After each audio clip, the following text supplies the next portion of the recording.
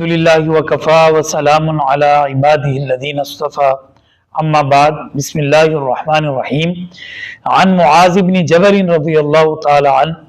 قال قال لی رسول اللہ صلی اللہ علیہ وسلم مفاتیح الجنت شہادت ان لا الہ الا اللہ رواہ احمد۔ محترم ناظرین و سامعین، ہم آپ کے سامنے مسند امام احمد کی ایک روایت لے کر حاضر ہوئے ہیں۔ اس کا ترجمہ اور مختصر تشریح آپ کی خدمت میں پیش کریں گے۔ یہ حدیث حضرت معاذ ابن جبل رضی اللہ تعالی عنہ سے مروی ہے۔ حضرت معاذ ابن جبل رضی اللہ تعالی عنہ حضور کے وہ برگزیدہ صحابی ہیں جن کو آقا دو عالم صلی اللہ تعالی علیہ وسلم نے اپنی حیات مبارکہ میں یمن کا گورنر بنا کر بھیجا تھا، اور ان کو یہ سعادت حاصل ہے کہ حضور سرور کونین صلی اللہ علیہ وسلم خود ان کو مدینہ منورہ سے مدینہ منورہ کی حدود تک چھوڑنے کے لیے، بارڈر تک چھوڑنے کے لیے آئے،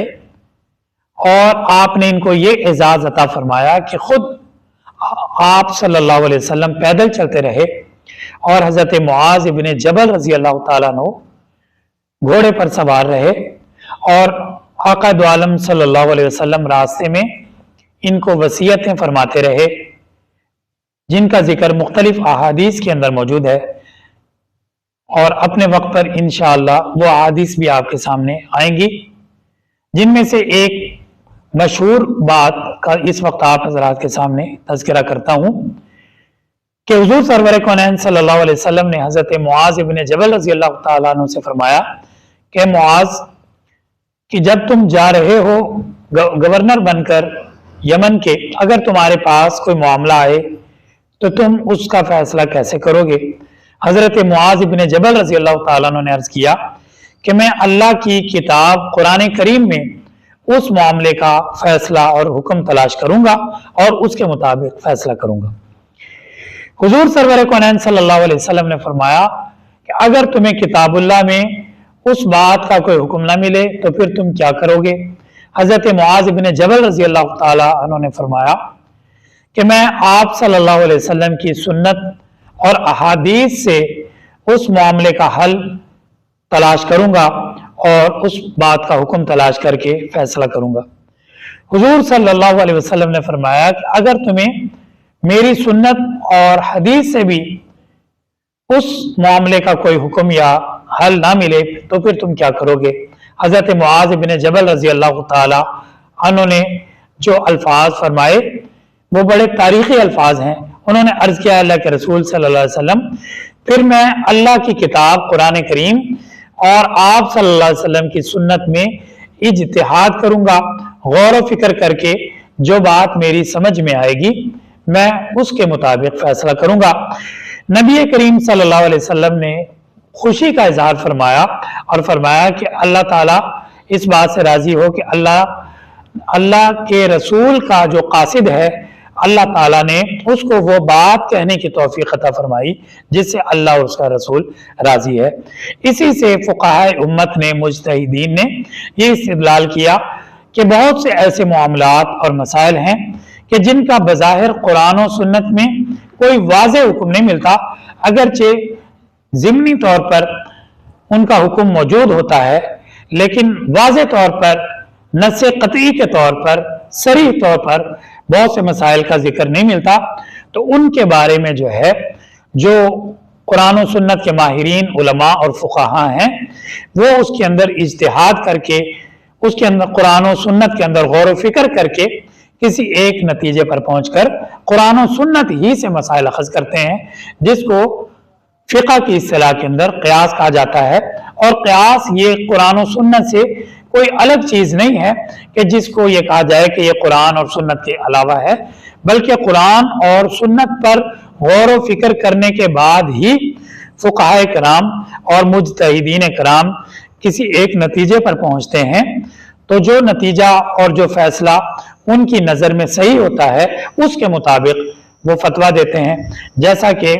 فقہ کے 4 بڑے امام ہیں، امام اعظم امام ابو حنیفہ رحمۃ اللہ علیہ، امام مالک رحمۃ اللہ علیہ، इमाम शाफी रहमतुल्लाह अलैह और इमाम अहमद बिन हम्बल रहमतुल्लाह अलैह। इसके अलावा भी बेशुमार फुक़हा साहबा किराम के ज़माने में और ताबीन किराम के ज़माने में मौजूद रहे, लेकिन अल्लाह रब्बुल इज़्ज़त को यही मंजूर था कि सिर्फ इन 4 फुक़हा की फ़िक़ा को बाज़ाब्ता तौर पर मुदव्वन और मुरतब करके अल्लाह ताला ने उसको आगे बढ़ाया और नस्ल दर नस्ल इनकी फ़िक़ा आगे चलती रही। और इस वक्त पूरी दुनिया में सिर्फ यही 4 फ़िक़हें मौजूद हैं जिनके मुताबिक पूरी दुनिया के 1.5 अरब से ज्यादा मुसलमान अमल करते हैं।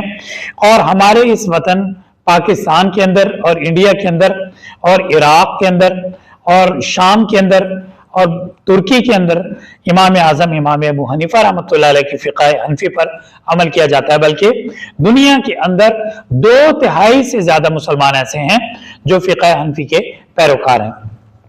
तो बहरहाल फ़िक़ा का सबूत और क़यास और इज्तिहाद का सबूत हज़रत मुआज़ इब्न जबल रज़ी अल्लाह ताला अन्हु की हदीस से मिलता है। तो ये हदीस भी हज़रत मुआज़ इब्न जबल रज़ी अल्लाह ताला अन्हु से मरवी है। वो फरमाते हैं कि मुझसे रसूलुल्लाह सल्लल्लाहु अलैहि वसल्लम ने फरमाया, क़ाल क़ाल अली रसूलुल्लाह सल्लल्लाहु अलैहि वसल्लम, मुझसे रसूलुल्लाह सल्लल्लाहु अलैहि वसल्लम ने फरमाया, मफ़ातिहुल जन्नति शहादतु अल्ला इलाहा इल्लल्लाह,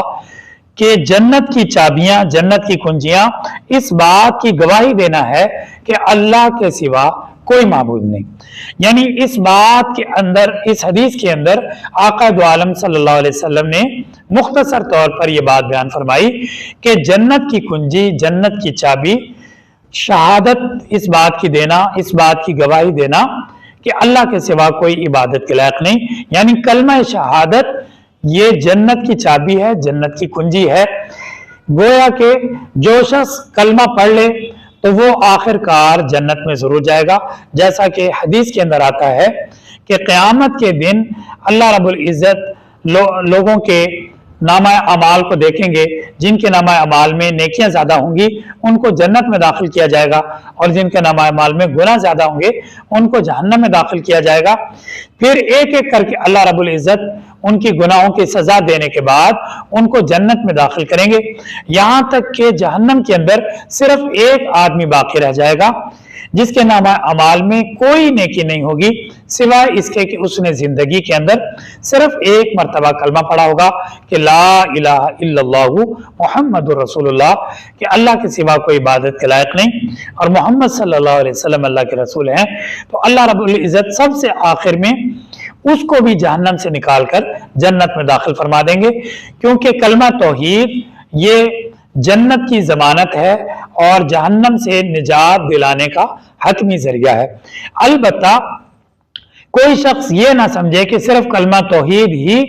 आखिरत में निजात के लिए काफी है। जिस तरह की पिछली वीडियोस के अंदर अरकान इस्लाम पर जन्नत की बशारत या अरकान इस्लाम की अहमियत और फजीलत के बयान में हमने आपके सामने जिक्र किया था कि कलमा तौहीद कुफर से इस्लाम में तो बंदे को दाखिल कर देता है, लेकिन सिर्फ इस्लाम में दाखिल होना काफी नहीं है, बल्कि इसके साथ साथ जो इस्लाम के दूसरे अरकान हैं उन पर भी ईमान लाना और उन पर अमल करना जरूरी है। लेकिन बहरहाल कलमा तौहीद के अंदर ये फजीलत अहादीस के अंदर मिलती है कि जो शख्स कलमा तौहीद पढ़ेगा और दिल से इसका इकरार करेगा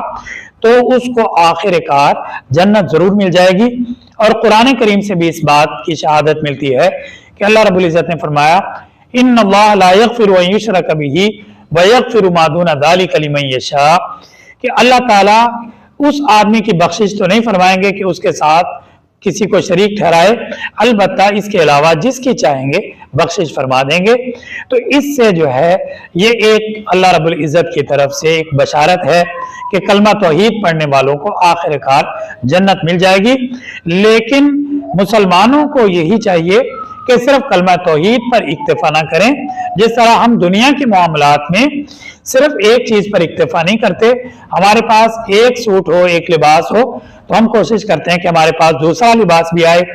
ताकि हम इसको धोकर जो है धोकर लटका दें और दूसरा पहन लें। इसी तरह खुराक के मामले में हम एक चीज पर इक्तिफा नहीं करते, और इसी तरह दुनिया के दीगर मामलात में हम ज्यादा से ज्यादा मेहनत करके आगे से आगे बढ़ने की कोशिश करते हैं, हालांकि दुनिया आर्जी और फानी है।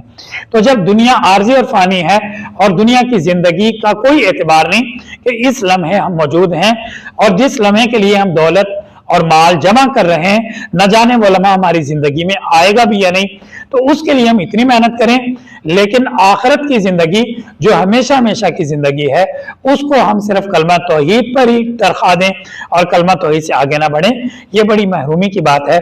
हजरत उस्मान गनी रजी अल्लाह ताला अन्हु ने फरमाया कि दुनिया के लिए उतनी मेहनत करो जितना तुम्हें दुनिया में रहना है, और आखिरत के लिए उतनी मेहनत करो जितना तुम्हें आखिरत में रहना है। तो इसलिए इसका मतलब ये निकलता है कि कलमा तौहीद से अगरचे एक किस्म की तसल्ली और हौसला जरूर मिलता है कि कलमा तौहीद की बरकत से अल्लाह रब्बुल इज्जत हर मुसलमान को जहन्नम से निकालकर जन्नत में दाखिल कर देंगे। लेकिन असली कामयाबी यही है कि मुसलमान